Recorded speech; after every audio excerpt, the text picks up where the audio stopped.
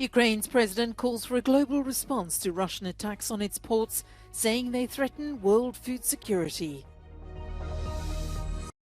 20,000 people ordered to evacuate their homes in northwestern Canada as wildfires continue to put lives at risk across the country. Lithuania has closed 2 of its 6 border crossings with Belarus, citing a growing hybrid threat from its landlocked eastern neighbour. An excavation is underway in central France for the remains of German soldiers believed to have been killed by resistance fighters during the Second World War. Explosions at a Ukrainian port on the Danube. Ukraine's President Volodymyr Zelensky has called on the global community to respond to repeated Russian strikes on its port infrastructure. In his Wednesday night address, he accused Moscow of impacting food security in many nations. Минулої ночі російські терористи знов вдарили цілеспрямовано по нашим портам, по тій нашій інфраструктурі, яка задіяна в гарантуванні не нашої, а спільної світової продовольчої безпеки. І лише за 1 місяць, що минув після спроби Росії знищити Чорноморську зернову ініціативу, це сьогодні була вже сьома масована російська атака. The United States has also reacted angrily. The escalation demonstrates Moscow continues to prevent grain and foodstuffs from reaching those who need it most throughout the world. It is unacceptable. Putin simply does not care about global food security. Such actions by the Kremlin negatively affect Ukrainian farmers and all those around the world who are most vulnerable to food insecurity. Russian drone and missile strikes have hit 6 major ports in southern Ukraine. Kyiv says Moscow has targeted depots and facilities used to export grain. Russia's Ministry of Defense has repeatedly claimed it was attacking military targets.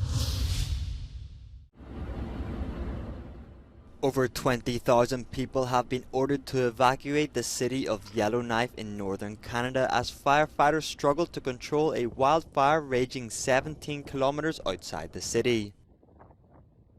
According to the Northwest Territories government, neighbouring communities should also evacuate. Canadian military personnel are helping firefighters and have flown evacuees out on aircrafts. People with health conditions which put them at higher risk are encouraged to sign up for air evacuation. More than 200 wildfires have already burned a widespread area in the Northwest Territories and more than 1,000 are currently active across the country. The local environment minister warned that without rain, the fire could reach the city outskirts by the weekend.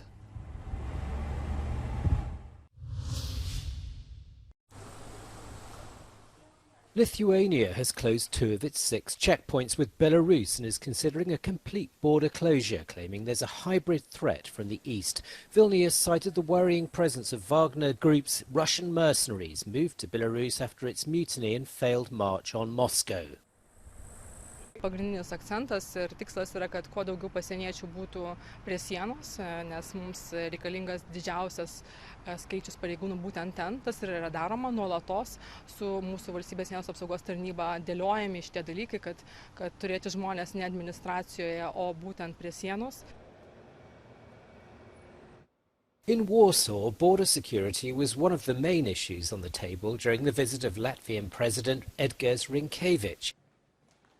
His Polish counterpart Andrzej Duda highlighted the threats of hybrid aggression from Belarus and promised to supply military aid to Latvia if needed. Poland closed all but 1 checkpoint with Belarus this year, while Latvia has mobilised extra border guards and additional troops to protect its eastern frontier. Riga made the decision after thwarting 90 illegal border crossings at the Belarus border in 24 hours.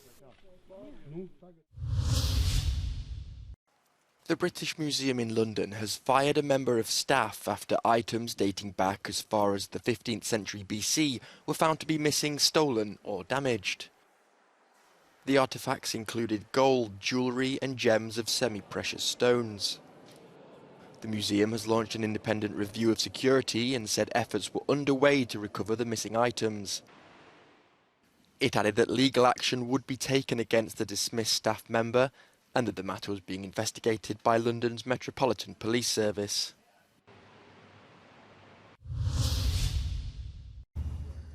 Excavators in central France have started digging for the remains of dozens of German soldiers said to have been executed by resistance fighters during World War II.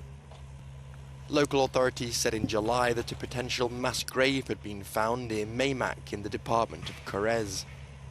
It came to light after a 98-year-old former resistance fighter went public with claims of the killings. Die Zeitzeugen, die haben uns diese Stelle gezeigt. Das Georadar hat diese Fläche befahren und sagt, hier sind so Anomalien in der Erde. Und es kann sein, dass dies sagt, hier ist ein Grab. Und wir überprüfen das jetzt. Nous avons lancé des recherches qui maintenant sont sous la forme de fouilles, d'exhumation. Nous recherchons 36 corps.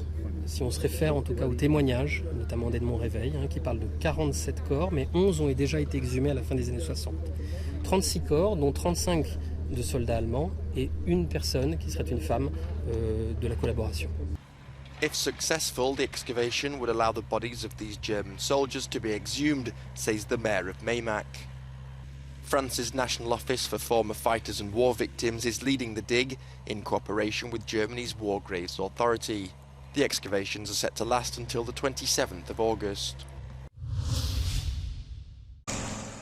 The death toll from a powerful blast and subsequent fire in the Dominican Republic this week has risen to at least 27. The latest total was announced by the Caribbean nation's Emergency Operations Center on Wednesday. Firefighters battled to extinguish the blaze, which occurred on Monday at a bakery in the city of San Cristobal, less than 30 kilometers from the capital, Santo Domingo. The country's presidential office said the fire spread quickly due to a large amount of flammable material in the surrounding areas. Crammed into cars, on motorcycles or on foot, thousands of residents this week led a gang-ridden district of the Haitian capital. With gang violence rife, over 3,000 people decided to make the move, according to an estimate by Haitian officials who say more are likely to follow.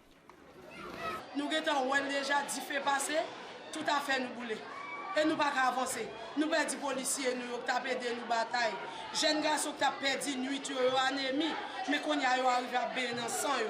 Mais moi là là, va mon petit cal prend yo. Hein, tout c'est du problème. Mon prend balle il va à l'hôpital, ça camene yo. Hein, pour mourir votre balle pour sauver la ville.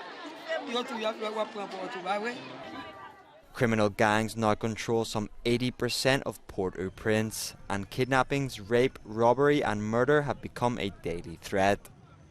The US said earlier this month that it would introduce a UN Security Council resolution authorizing Kenya to lead a multinational police force to fight gangs in Haiti.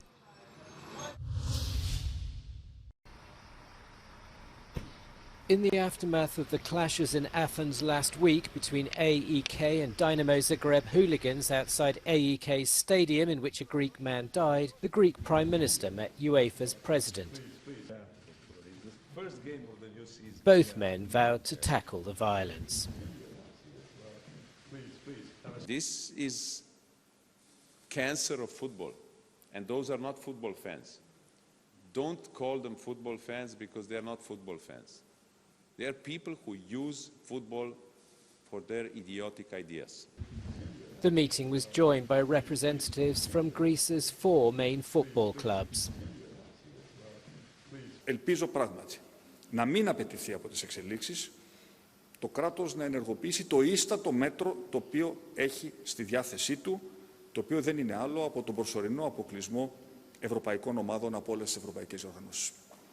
Είμαι σίγουρος ότι δεν θα χρειαστεί τελικά να φτάσουμε εκεί και όλοι έχουν αντιληφθεί τη σοβαρότητα της κατάστασης αλλά και την αποφασιστικότητα της πολιτείας να αντιμετωπίσει στη ρίζα του αυτό το κακό.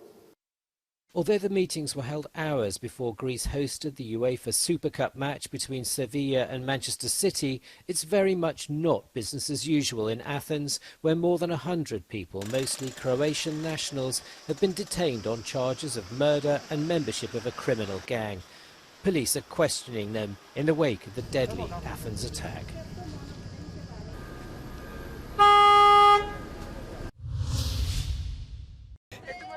The 2023 Sziget festival in the Hungarian capital Budapest closed with a performance by one of the biggest pop stars of our time. Billie Eilish sold out the house on Tuesday, and in the hours before the concert, people who'd been partying for 6 days tried to get their act together. So we are very, very tired. Our feet hurt a lot, actually, but we enjoy it so much that we obviously stayed until the end. And we're very excited to see our favorite artists. Naftali from Israel also gave us tips on how to cope with the constant partying. A lot of energy drinks, a lot of cafe, like every morning, every afternoon, you know, all the time. And just party hard, like search for the craziest parties and go into them and just like be with the music and feel good. In the evening, more than 50,000 people gathered for Billie Eilish's concert. The 21-year-old has already won 7 Grammy Awards.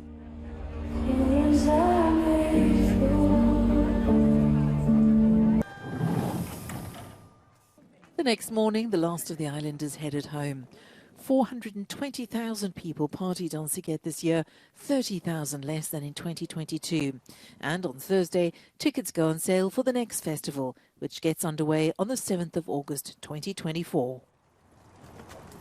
Már a Szigetnek most vége, és az ideérkezett több tízezer külföldi hazamegy, a szervezők munkája nem áll le. Bent rendbe kell tenni a terepet, a háttércsapat pedig már a következő évi fesztivál előkészítésén dolgozik. Magyar Ádám, Euronews, Budapest.